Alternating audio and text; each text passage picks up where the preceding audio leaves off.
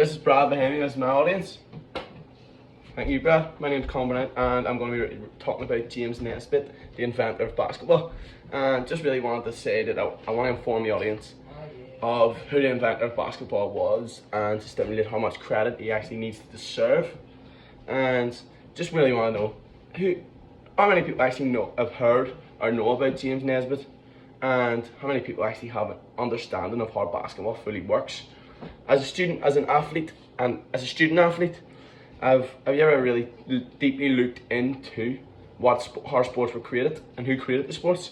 James Naismith was a Canadian-American physicist, sports educator, and physical educator, who was the inventor of basketball, obviously. And as a student, I've always been interested in sports and classes, so being able to learn about Naismith has been able to help me create a better understanding of how basketball worked, on the credit, on how much he deserved. And he was born. I'm just really going to discuss his academic achievements first before I talk into how he invented basketball. So he's born and raised in Orlando, Canada, and he taught physical education at McGill University until 1881, before moving to Springfield, Massachusetts, where he became the teacher, or he became a chaplain in Massachusetts. Then this is where he created the game of basketball. And 7 years after creating basketball, he got a medical degree in Denver. Then he arrived at the University of Kansas and became the coach of the university, called obviously the university basketball team, Jayhawks. And although Naismith has many academic accomplishments, I think the invention of basketball is his greatest accomplishment in life.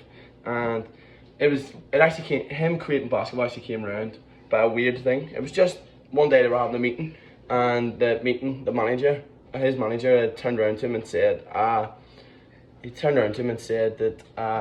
can you go for a meeting, please? When they went to the meeting, he goes, you have 1 week to create a sport. 1 week, it's a very short time. And in that 1 week, Gilly talked to Naismith. Obviously, he coming up with the sport, and Naismith put all creativity into play. In all sports, he was coming up with sports that already played, like soccer.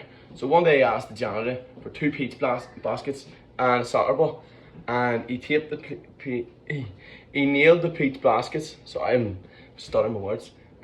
He nailed the peach basket up 10 feet in the air, maybe 25 feet away, 50 meters away, and he put 2 men at the sides.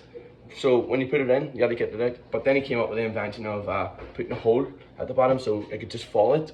And he created 13 rules, which, like, obviously it was 13 rules, which have obviously changed now. But the 13 rules, there were such, like 8 minutes gameplay, no substitutions, 5 players in each team, things like that.